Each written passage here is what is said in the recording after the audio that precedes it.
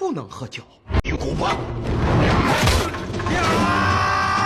秦晋林，要是再看到这4个假冒唐。 Yo hello សួស្តីអ្នកទាំងអស់គ្នាត្រឡប់ខ្ញុំបាទសែនអ្នកទាំងគ្នាផងដែរគឺយើងបន្តពីភាគទី10របស់យើងអញ្ចឹងណាដោយការពិភាក្សាមុនហ្នឹងគឺពួកគេទាំង4នេះគឺបានចាញ់ដោយស្នាដៃរបស់បិសាចខ្លាដែលនៅភ្នំឡើងអញ្ចឹងទៅហើយក៏ត្រូវបានបិសាចនឹងចាប់ពួកគេមកគុំខាំងតែម្ដងហើយបាននិយាយប្រាប់ពួកគេថាបើសិនជាពួកឯងចង់រស់នោះគឺមានតែផ្លូវមួយតែប៉ុណ្ណោះគឺពួកឯងត្រូវតែបន្លំខ្លួនធ្វើជាទេវតាដើម្បីសម្លាប់ថាចេញមែនតែអញ្ចឹងណាហើយពេលនោះផងដែរបិសាចកង្កែក៏បាននិយាយទៅកាន់ពួកគេថាមិនហើយពួកយើងមានតែធ្វើជំរឿមួយនេះទេទើបមានជីវិតនឹងរស់បន្តទៀតហើយពេលនោះផងដែរបិសាចខ្លាក៏បាននិយាយទៅកាន់ពួកគេថាជំរឿពួកឯងគឺមានតែមួយនឹងគត់បើសិនជាពួកឯងមិនព្រមនោះទេមានតែសេចក្តីស្លាប់តែប៉ុណ្ណោះហើយបើសិនជាពួកឯងយល់ព្រមគឺពួកឯងនឹងរស់ហើយចឹងណាហើយពេលនោះផងដែរបិសាចខ្លាបានຕົកពេលឲ្យពួកគេនឹងគិតមួយផ្លែសិនទៅហើយបានតិចទៀតនឹងមេបិសាចរបស់ពួកគេនឹងមកយកចម្លើយពីពួកគេតែម្ដងបន្ទាប់ពីការនិយាយគ្នាយ៉ាងយូរនោះគឺបិសាចខ្លាក៏ត្រឡប់ទៅវិញហើយពួកគេក៏បានមើលមុខគ្នាតែម្ដងថាយើងធ្វើនឹងត្រូវឬក៏ខុសអីចឹងណាហើយពេលនោះអាចជ្រុកមិនដឹងថាវាគិតយ៉ាងម៉េចទៀតនោះទេក៏វាកំពុងតែសង្កឹងគិតថាតើគោធ្វើយ៉ាងម៉េចទៅប្រហែលជាបន្តិចក្រោយមកនោះក៏កូនបិសាចចចហ្នឹងក៏បានត្រឡប់មករកពួកគេហើយវាពិតជាសប្បាយចិត្តមែនទែនដែលពេលដែលបានឃើញពួកທາງជេងខ្លាំងៗគឺនៅទីនេះហើយពួកវាក៏បាននិយាយទៅកាន់ពួកគេនោះថា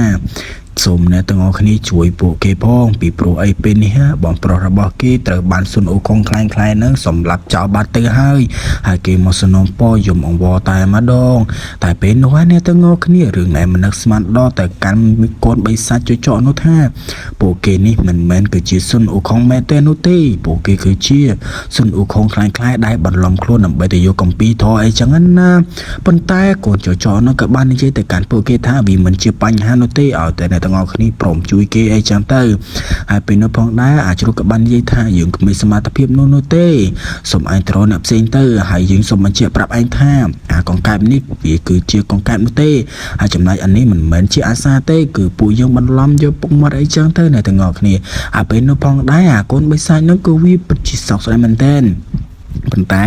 វានៅតែមិនខ្វល់នោះទេវាមិនចង់លឺមិនចង់ស្ដាប់ឲ្យតែពួកគេហ្នឹងព្រមទៅជួយអីចឹងទៅហើយពេលនោះផងដែរអាស្វាក៏បាននិយាយទៅកាន់អាជ្រុកថាមិនហើយពួកយើងគួរតែជួយគេហើយពេលនោះពួកគេក៏បាននិយាយគេនោះអ្នកទាំងអស់គ្នាបន្តិចក្រោយមកក៏មេបិសាចរបស់ពួកគេហ្នឹងក៏ត្រឡប់មកវិញហើយបិសាចខ្លាក៏បាននិយាយថាពួកឯងយ៉ាងម៉េចហើយគិតយ៉ាងម៉េចហើយតើគួរចោះជាមួយនឹងពួកយើងដែរឬទេពេលនោះពួកគេពិតជាភ័យភ្នែកសខ្លាំងមែនតើហើយពេលនោះអាចចោទនិយាយថាតើនេះគឺជាអ្នកណាហើយអ្វីគួរឲ្យមានកំណាចខ្លាំងម្ល៉េះហើយពេលនោះបិសាចកង្កែបក៏បាននិយាយថានេះគឺជាកូនបិសាចដែលបានចាប់ខ្ញុំកាលពីលើកមុនអញ្ចឹងណាហើយពេលនោះផងដែរ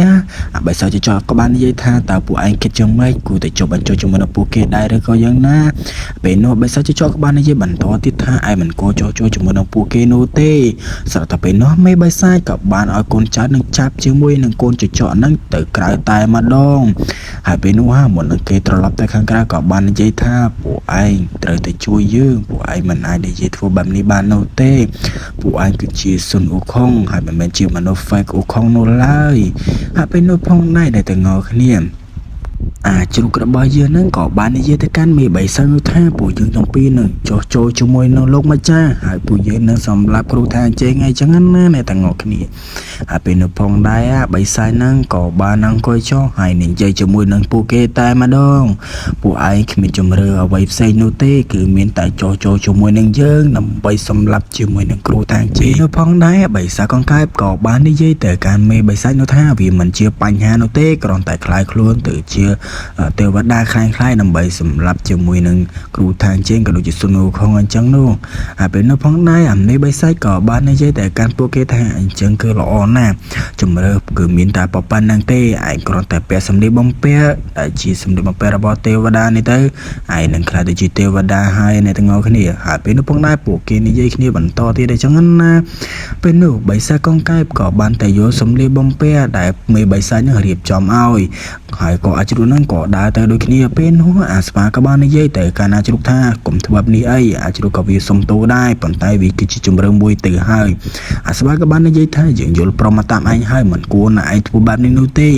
ហើយបើនោះអាចក៏បាននិយាយថានេះគឺជាជំរឿចុងក្រោយរបស់ពួកយើងហើយមានតែធ្វើបែបនេះទេទៅពួកយើងអាចមានជីវិតរស់